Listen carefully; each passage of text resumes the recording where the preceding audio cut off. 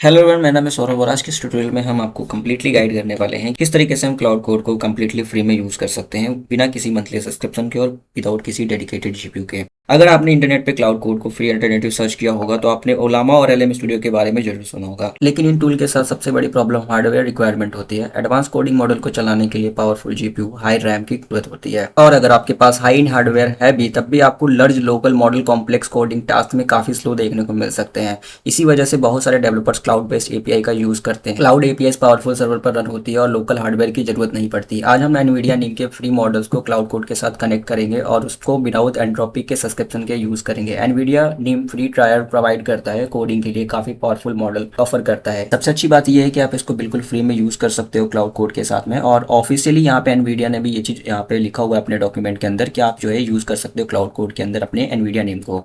और यहाँ पे मैं आपको बता दूं कि जो क्लाउड कोड होता है, क्लाउड कोड यहाँ पे एंथ्रोपिक्स के मॉडल को इस्तेमाल करता है, बट हम यहाँ क्लाउड कोड के साथ एनवीडिया नीम को यूज कर सकते हैं। एक और इंटरेस्टिंग बात यह है कि एनवीडिया नीम फ्री टायर पर कोई स्ट्रिक्ट डेली लिमिट इंपोज नहीं करता है। इसके बजाय यूजर को अप्रोक्सीमेटली 40 रिक्वेस्ट पर मिनट यानी लगभग 40 आरपीएम तक की कैपेसिटी मिलती है। Normal coding, website development, AI assistant programming के लिए ये लिमिट काफी ज्यादा होता है। सच कहूँ तो एक एवरेज डेवलपर के लिए रेगुलर 40 रिक्वेस्ट पर मिनट हिट करना काफी मुश्किल होता है। इसी वजह से एनवीडिया नीम का फ्री ड्रायर क्लाउड कोड के लिए परफेक्ट, प्रैक्टिकली और पावरफुल अल्टरनेटिव बन जाता है। जो भी आप यहाँ पे ब्लॉग आप देख रहे हो, ये ब्लॉग का मैं आपको लिंक दे दूंगा डिस्क्रिप्शन के अंदर। यहाँ पे क्लिक करके आप यहाँ पे आ सकते हो। सारी रिसोर्सेज आपको यहाँ पे मिल जाएगी, जो भी हम यहाँ पे यूज करने वाले हैं, जो भी हम कमांड यूज करेंगे, जो भी रिसोर्सेज हम डाउनलोड करेंगे अपने सिस्टम के अंदर, वो सारी चीजें आपको यहाँ पे मिल जाएगी। तो यहाँ पे देखिए हमें इंस्टॉल करना पड़ेगा यूवी और पाइथन। तो एक बार हम वीडियो स्टार्ट करने से पहले हम आप इससे एक रिक्वेस्ट करते हैं कि भाई अगर आप हमारी वीडियोस पहली बार देख रहे हो, अगर आपको हमारे कंटेंट पसंद आते हैं तो हम हमारे चैनल को सब्सक्राइब कर सकते हो। सब्सक्राइब करने के बाद नोटिफिकेशन बेल आइकन को इनेबल करके ऑल पे कर लेना, जिससे हमारी आने वाली वीडियो की नोटिफिकेशन आपको सबसे पहले देखने को मिलेगी। अब हम वापस से ब्लॉग पे आते हैं और यहाँ पे आप देख सकते हो कि हमें इंस्टॉल करना है यूवी और पाइथन। इसको इंस्टॉल करने के लिए हम इसको ओपन कर लेंगे न्यू टैब के अंदर। ये ऑफिशियल वेबसाइट, यहाँ पे अगर आप मैक ओएस यूज करो तो ये वाले टैब में ओपन कर लेना, और अगर आप विंडोज यूज करो तो ये वाला आपको यहाँ पे कमांड देखने को मिल जाएगा। सिंपली इस कमांड को आप कॉपी करो और कॉपी करने के स्टार्ट बटन पे चले जाना। स्टार्ट बटन में आपको यहाँ पे सर्च करना है पावर सेल। पावर सेल में आपको यहाँ पे रन एज एडमिनिस्ट्रेटर करके ओपन कर लेना है। यहाँ पे कुछ स्टेप का इंटरफेस आएगा, यहाँ पे आपको वो कमांड थी उसको यहाँ पे पेस्ट कर देना है। यहाँ पे आपका जो यूवी है वो इंस्टॉल होना स्टार्ट हो जाएगा। ठीक है, अब यूवी इंस्टॉल हो रहा है जब तक, तो उसके बाद हम यहाँ पे थोड़ा सा वापस से ब्लॉग पे आते हैं और यहाँ पे हमें देखिए नेक्स्ट स्टेप में हमें यहाँ पे जो है पाइथन इंस्टॉल करना पड़ेगा। सिंपली हम ये कमांड कॉपी करेंगे, इसे भी हम पावर सेल में रन करेंगे। कब? जब हमारा ये यहाँ पे यूवी कंप्लीटली इंस्टॉल हो जाएगा उसके बाद। ठीक है, तो भी हमारा यहाँ पे इंस्टॉल हो रहा है। इंस्टॉलेशन में आपका थोड़ा सा समय लग सकता है। मैंने ऑलरेडी अपने सिस्टम में इंस्टॉल पहले कर रखा है, तो हो सकता है मुझे यहाँ पे ऑलरेडी इंस्टॉल्ड दिखाए, या फिर हो सकता है कि फिर से ये अपग्रेड हो जाए। ठीक है, तो यहाँ पे देखिए हमारा यहाँ पे ऑलरेडी यहाँ पे इंस्टॉल हो चुका है। अब इसके बाद हम पाइथन वाली जो कमांड कॉपी किया था हमने, उसको यहाँ पे वापस से डालेंगे। तो देखिए यहाँ पे ऑलरेडी यहाँ पे दिखा रहा है कि इंस्टॉल्ड है हमारे सिस्टम के अंदर। इसके बाद आ जाएंगे हम सेकंड स्टेप पे, जहां हमें क्लाउड कोड का रेपोजिटरी क्लोन करना है गिटहब से। और यहाँ पे मैं आपको बताता हूँ कि गिटहब से जो भी आप कभी भी कोई भी चीज़ अगर आप यहाँ पे क्लोन करना चाहते हो तो उसके लिए आपके सिस्टम में गिट इंस्टॉल होना चाहिए। इंस्टॉल करने के लिए सिंपली आपको क्या करना है, मैं आपको ये यूआरएल दे दूंगा आपको डिस्क्रिप्शन में, वहाँ पे चले जाना। अगर आप विंडोज़ यूज़ कर रहे हो तो विंडोज़ के लिए आप सेलेक्ट कर लेना, और अगर आप मैक ओएस वगैरह यूज़ कर रहे हो तो अपनी ऑपरेटिंग सिस्टम अपने सिस्टम के अकॉर्डिंग आप देख लेना। एंड यहाँ पे आपको सेटअप मिल जाएगा। सेटअप को सिंपली आप यहाँ पे क्लिक करके 1 क्लिक में डाउनलोड वगैरह कर सकते हो। और जैसे अदर सॉफ्टवेयर आप इंस्टॉल करते आते हो अपने सिस्टम के अंदर, वैसे ही आपको यहाँ पे इंस्टॉल कर लेना है अपनी गिट। जब गिट इंस्टॉल हो जाए तो आपको सिंपली ये वाला कमांड कॉपी करके यहाँ पे आपको टर्मिनल में पेस्ट कर देना है, यानी कि पावर सेल के अंदर। यहाँ पे आपका जो है गिट से कंप्लीटली रेपोजिटरी क्लोन हो जाएगा आपके सिस्टम में। ठीक है, तो यहाँ पे मैंने ऑलरेडी ये सारी चीज़ें प्रोसेस ऑलरेडी पहले कर रखी है, तो आपको देखने को मिल रहा होगा कि मेरे यहाँ पे ऑलरेडी एग्जिस्ट दिखा रहा है। तो मैं क्या करता हूँ कि मैं इस फोल्डर में चले जाता हूँ। फोल्डर में सिंपली आपको जो ब्लॉग पे हमने लिख रखा है CD स्पेस और जो भी फोल्डर का नाम, वो एंटर करोगे तो आप उस फोल्डर में आ जाओगे। अब देखो यहाँ पे आपको एक पाथ की पूरी लोकेशन दिख रही होगी। मैं आपको जूम करके दिखा देता हूँ। जैसे यहाँ पे देख सकते हैं सी विंडोज सिस्टम और एनवीडिया नीम। सिंपली हमको अपने फाइल मैनेजर में भी सेम लोकेशन पे जाना है। ठीक है, जैसे यहाँ पे लिखा हुआ था वही सेम पाथ में हमें चले जाना है। उस पाथ में जाने के बाद में हमें वहाँ पे जो हमने अभी क्लोन किया रेपोजिटरी, उसकी सारी फाइल्स हमें देखने को मिल जाएगी एनवीडिया नीम के फोल्डर के अंदर, हमारे सिस्टम में जो अभी हमने इंस्टॉल किया है। ठीक है, अब उस फाइल में आने के बाद हमें क्या करना है, कुछ चीज़ें हमें यहाँ पे एडिट करनी है। अब यहाँ पे जब हम एडिट करेंगे ENV फाइल को, तो हमें उस ENV फाइल का बैकअप बनाना है। ठीक है, तो आप बैकअप बना लेना। बैकअप बनाने के बाद आप जो है ENV फाइल को डायरेक्टली विजुअल स्टूडियो में ओपन कर सकते हो। एंड ओपन करने के बाद आपको यहाँ पे सिंपली देखने को मिलेगा कि आपको यहाँ पे बहुत सारी एपीआई ऐड करने का ऑप्शन मिल जाएगा। आप यहाँ से एपीआई ऐड कर सकते हो एंड इसके बाद मॉडल वगैरह की जो भी यहाँ पे डिटेल्स है वो आप फिलअप कर सकते हो, जिससे कि आपकी जो है क्लाउड जो है एनवीडिया नेम से कनेक्ट हो पाएगी। आपको हम सभी स्टेप बताएंगे। इससे पहले हम आपको एनवी फाइल कैसे बैकअप लेते हैं ये भी बता देता हूँ। सिंपली आपको क्या करना है, ब्लॉग में ही आपको यहाँ पे एक प्रॉम्प्ट मिल जाएगा, मतलब एक कमांड मिल जाएगा। सिंपली इसको आप कॉपी करना, पावर सेल की कमांड है, इसको आप सिंपली इसको रन कर देना। रन करने के बाद आपकी जो है एनवी फाइल की बैकअप बन जाएगी। एंड बैकअप बनाने के बाद ही आप जो है एनवी फाइल को एडिट करना, ठीक है। अब आपको क्या करना है, जो एनवी फाइल आपने यहाँ पे ओपन करा है विजुअल स्टूडियो में, उसमें आपको एपीआई की वगैरह लगानी होगी एनवीडिया की। तो सिंपली आप यहाँ पे इसका नाम कॉपी कर लो, गूगल कर लो एंड एनवीडिया नेम की एपीआई की यहाँ से आप जनरेट करने के लिए चले जाओ। यहाँ पे आने के बाद कुछ इस टाइप का आपको इंटरफेस देखने को मिल जाएगा। आप सिंपली यहाँ पे अगर आप फर्स्ट टाइम आओगे तो आपको यहाँ पे रजिस्ट्रेशन करना होगा। विदाउट रजिस्ट्रेशन आप जो है एपीआई की नहीं क्रिएट कर पाओगे, तो रजिस्ट्रेशन वगैरह आप कर लेना। एंड इसके बाद में आपको ऊपर में एक पॉपअप आएगा जहाँ पे आपको फ़ोन नंबर आपका वेरीफाई करना होता है। विदाउट फ़ोन नंबर वेरिफिकेशन के आप जो एपीआई की क्रिएट नहीं कर पाओगे। एंड इसके बाद जब आप कंप्लीटली कर लेना अपनी वेरिफिकेशन वगैरह, उसके बाद आप अपना जो है एपीआई की वगैरह आप सेलेक्ट करके टाइम पीरियड यहाँ पे सेलेक्ट करके आप जो है अपनी एक की जनरेट कर लेना, जैसा कि मैंने अभी आपको बताया वीडियो के अंदर। अब यहाँ से की उठाना है, आपको सिंपली ऊपर आना है और ऊपर में सबसे पहले आपको एनवीडिया नेम एपीआई के आगे यहाँ पे पेस्ट कर देना, जैसे कि मैंने करा हुआ है वैसे ही। वैसे तो आप यहाँ पे ओपन प्रोवाइडर या फिर और भी थर्ड पार्टी किसी भी एपीआई को यहाँ पे ऐड कर सकते हो, बट मैं अभी यहाँ पे एनवीडिया नेम की बात कर रहे हैं तो हम उसकी मॉडल को यहाँ पे ऐड करेंगे। अब यहाँ पे एआई मॉडल को ऐड करने के लिए क्या करेंगे, हम सिंपली वापस से जाएंगे एनवीडिया के प्लेटफॉर्म पे, यहाँ से हम इसको क्लोज करेंगे, मॉडल सेक्शन में जाएंगे। अब यहाँ पे फ्री एंड पॉइंट का हमें ऑप्शन देखने को मिल रहा है, हम फिल्टर कर लेंगे। जैसे फिल्टर करेंगे यहाँ पे हमें जितने भी फ्री ट्रायल में मिलने वाले एजेंटिक मॉडल हैं वो हमें यहाँ पे हाईलाइट होकर दिख जाएंगे, ठीक है। आप अपने अकॉर्डिंग कोई भी सिलेक्ट कर सकते हो। एग्जाम्पल के लिए मैं आपको कुछ मॉडल्स के नेम बता देता हूँ, लाइक जैसे कीमी 2.6, फिर आता है डीपसीक V4 फ्लैश। फिर आप स्क्रॉल करोगे तो यहाँ पे आपको डीपसीक V4 प्रो भी मिल जाएगा, लेकिन ये V4 प्रो जो है पेड है, फ्री नहीं है। जिस पे लेबल दिए हुए हैं फ्री वाले इन पॉइंट्स पे, वही आप फ्री में यूज़ कर सकते हो। तो एज मुझे सिर्फ आपको यहाँ पे गाइड करना है, तो मैं कोई भी यहाँ पे एक मॉडल सेलेक्ट कर लेता हूँ। यहाँ पे देखिए स्क्रॉल करोगे आपको तो मॉडल के सामने उसका नाम यहाँ पे देखने को मिल जाएगा। सिंपली इस नेम को आपको कॉपी करना है।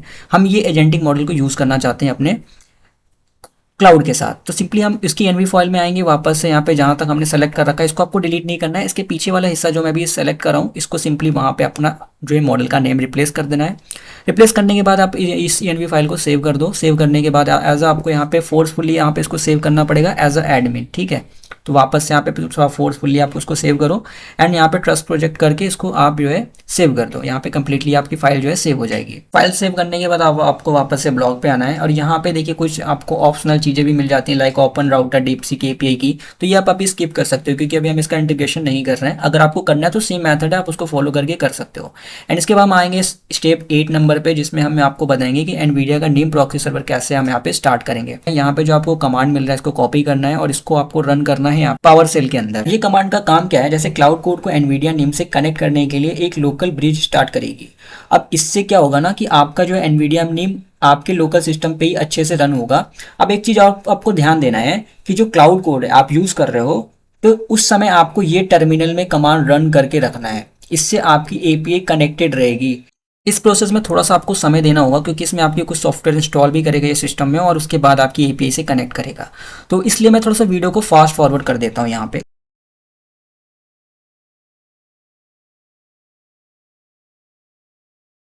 जैसे ही आपका यहाँ पे एपीआई वगैरह कनेक्ट हो जाएगा, आपको जरूरत है आप क्लाउड कोड इंस्टॉल करने की। क्लाउड कोड इंस्टॉल करने के लिए अगर आप विंडोज़ में करना चाहते हो तो आपके पास Node.js आपका इंस्टॉल होना चाहिए सिस्टम में। तो सबसे पहले आप Node.js इंस्टॉल करना, मैं डायरेक्ट लिंक आपको दे दूंगा, जैसे कि इस तरह से आप भी डायरेक्टली Node.js इंस्टॉल कर पाओगे डाउनलोड करके।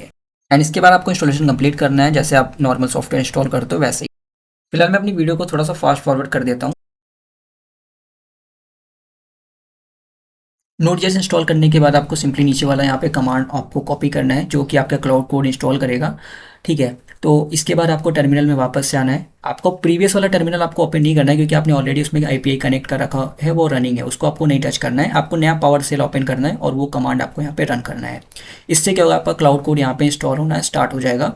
अब देखिए मैंने जो बोला था कि आपको Node.js आपको इंस्टॉल करके रखना है, तभी आपका ये कमांड वर्क करेगा। अदरवाइज आपको यहाँ पे Node.js नहीं होगा तो आपका ये कमांड इंस्टॉल भी नहीं कर पाएगा आपका कोड।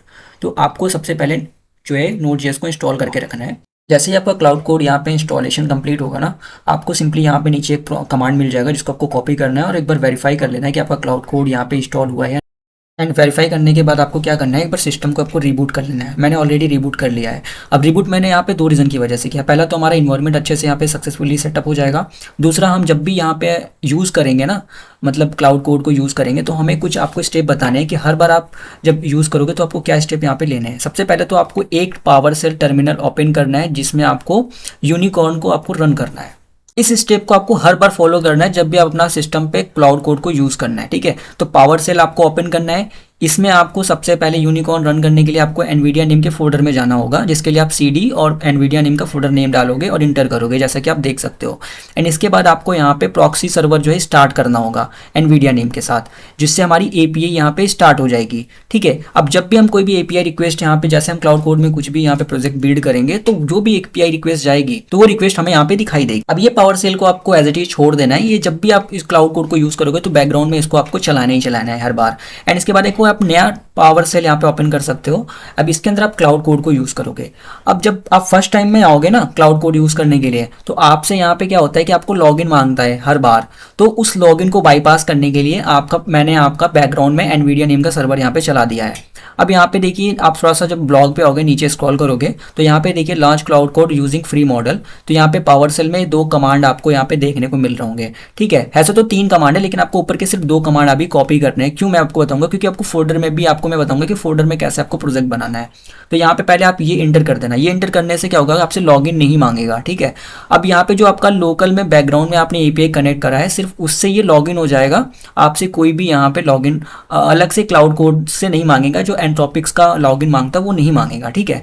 अब यहाँ पे आपको क्या करना है, जिस फोल्डर में आपको प्रोजेक्ट बिल्ड करना है उस फोल्डर में आपको चले जाना है, ठीक है। कैसे जाओगे भाई, देखो यहाँ टर्मिनल है, तो टर्मिनल में आपको जाने के लिए कमांड यूज़ कर सकते हो। तो मैं यहाँ पे कुछ कमांड यूज़ कर लेता हूँ, ठीक है। तो वैसे तो आप सीडी डालो और अपने पाथ लोकेशन डालो तो ऑलरेडी आप उसमें आ जाओगे, बट कभी कभी प्रॉब्लम आता है। तो डायरेक्टली आप क्या करो, डेस्कटॉप पे कोई भी फोल्डर बनाओ, ऊपर में सर्च वाले पे क्लिक करो एंड उस पाथ का आपको लोकेशन मिल जाएगा। सिंपली सीडी लिखो और उस पाथ को पेस्ट कर दो, आप उस फोल्डर में आ जाओगे। फोल्डर में आने के बाद सिंपली आप यहाँ पे क्लाउड लिखो। क्लाउड लिखते ही आपका यहाँ पे क्लाउड कोड यहाँ पे रन हो जाएगा, ठीक है। अब आप उस फोल्डर के अंदर आ गए हो, क्लाउड कोड यहाँ पे आपने लिखा, यहाँ पे आप रन कर लोगे तो यहाँ पे आपसे पूछेगा कि आपने जो पाथ सेलेक्ट किया है आप इसके अंदर ये सारा कुछ करना चाहते हो, बस आपको ओके कर देना है। अब यहाँ पे देखो भाई, आपका क्लाउड कोड यहाँ पे रन हो चुका है। हमें कोई भी लॉगिन भी नहीं मांग रहा है, कुछ भी नहीं मांग रहा है, और बैकग्राउंड में हमारी एपीआई भी हिट हो रही है, देख सकते हो, ठीक है। तो जब भी आप यहाँ पे कोई भी चीज़ यहाँ पे एक्सेस करोगे तो यहाँ पे ऑटोमेटिकली आपका यहाँ पे एपीआई हिट होगा। इसका मतलब आपका सक्सेसफुली एपीआई यहाँ पे अच्छे से काम कर रहा है। अब हम यहाँ पे टेस्टिंग वगैरह करते हैं, तो जो भी हमने यहाँ पे एग्जांपल प्रॉम्प्ट दिए हुए हैं उसको आप यूज़ कर सकते हो। अब मैं यहाँ पे कॉपी करूँगा, क्लाउड कोड में जाके इसको पेस्ट करूँगा। अब देखूंगा कि जो हमने यहाँ पे मॉडल ऐड करा हुआ है उसका क्या रिस्पॉन्स आ रहा है। और एक चीज़ और मैं आपको बताना चाहता हूँ कि अभी आपको मैंने बताऊँ, सेटअप के टाइम में मैंने जो है ना पैड वाला मॉडल यहाँ पे इंटीग्रेट किया था। वो मैंने जानबूझ के ऐड किया था क्योंकि मैं आपको ये भी बता सकूँ कि किस तरीके से आप इन फ्यूचर में जैसे .env फाइल है तो उसके विदाउट भी आप जो है डायरेक्टली ब्राउज़र से जाके अपने मॉडल्स को चेंज कर सकते हो, ठीक है। अब देखो, जैसे कि मैंने यहाँ पे भाई यहाँ पे मैंने प्रॉम्प्ट लिखा। अब जितने भी यहाँ पे ये थिंकिंग कर रहा है, जो भी हमारे लिए प्रोसेस, जो भी टोकन जनरेट कर रहा है या फिर जो भी यूसेज हो रहा है, आपके लेफ्ट साइड में आप देख सकते हो कि मुझे सारे यहाँ पे इंडिकेट कर रहा है कि कितने सारे यहाँ पे हिट हुए हैं एपीआई पे। अब यहाँ पे एक चीज़ और मैं बताता हूँ आपको। अब देखो, ये तो हो गया टर्मिनल का सारा चीज़।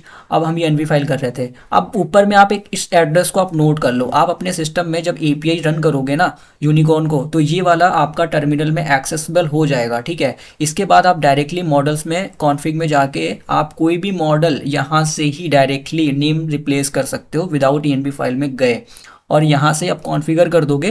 कॉन्फ़िगर वगैरह करने के बाद में मॉडल यहाँ से आप चेंज कर सकते हो। एंड इसके बाद एक चीज़ और बताता हूँ आपको, यहाँ पे देखो थिंकिंग का ऑप्शन है, आप इसको डिसेबल कर देना। इससे क्या होगा ना कि आपकी फालतू की जो टाइम की बर्बादी है वो नहीं होगी। इसके बाद आप इसको सेव कर देना। इससे क्या होगा कि आपका प्रोजेक्ट का जो आउटपुट है वो जल्दी आपको मिलेगा, है ना।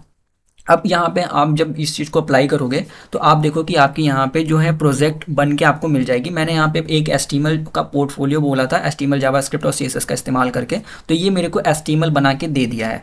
अब जिसमें मैंने आपको बताया था कि मैंने स्टार्टिंग में एक पाथ सेलेक्ट किया था, उस पाथ के अंदर ही मैंने क्लाउड कोड को रन किया था, तो उस पाथ के अंदर मुझे ये प्रोजेक्ट बना के देगा। जैसे कि index.html की फाइल मुझे उसी पाथ में मिली है, ठीक है। अब यहाँ पे मेरी 1 बाई 1 फाइल ये क्रिएट करके मुझे प्रोवाइड करता रहेगा, ठीक है, जब तक ये इसका टास्क कंप्लीट नहीं हो जाता। जैसे कि अभी मुझे इसने index.html का फाइल दिया था, अब मुझे इसने css का फाइल दिया, जैसा कि आप देख सकते हो अभी हमारे फोल्डर में ये दिख भी रहा है। अब इसी तरीके से बाद में हमें ये JS भी बना के देगा।